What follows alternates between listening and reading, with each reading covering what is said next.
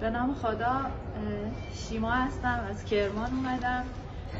برای جراحی اومده بودیم زاهدان و از بیرون از تو خیابون اصلی که بودم توجهم به مناره ها و گنبد مسجد از بیرون خیلی جلب شد. اینقدر زیبا و قشنگ بود، اینقدر چشمگیر بود که واقعا محوش شدم. یعنی این همه زیبایی توی یه شهری به اسم زاهدان که اصلا آنچنان اسمی ازش نیست و دور افتاده و توی ایران، یعنی بزرگترین شهر زاهدانه، که یه مسجد به این زیبایی، به این عظمت که واقعا محوش میشی از دور.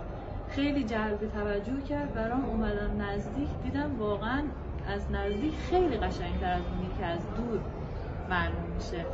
و اینکه به عشق آقای مولوی اومدیم، چون که شنیدم اینجا میان هر وعده برای نماز میان اینجا، جذبش بیشتر شدم. اومدم از نزدیک، به شدت یه حال و هوای احساس پرواز به آدم دست میده. انقدر اینجا سبک و انقدر انرژیش بالاه که اصلا من مسجدهای زیادی رو تو کل دنیا رفتم، دوست دارم، اصلا سبک معماریشون رو دوست دارم. واقعا اینجا خیلی قشنگه و جدای از زیباییش انرژی خیلی بالایی داره. آدم اصلا فکر نمیکنه تو مسجده.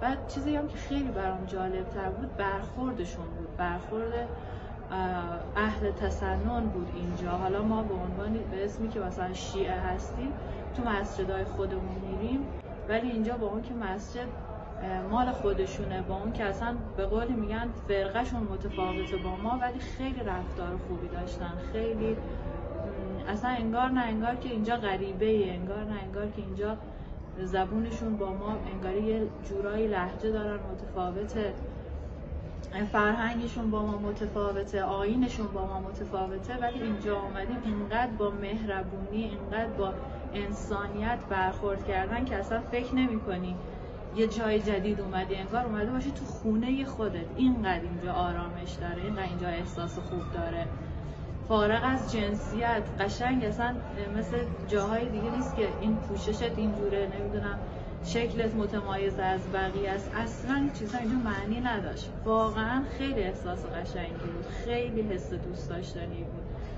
برام اولین بار بود که تجربه میکردم اینو. خیلی قشنگ بود.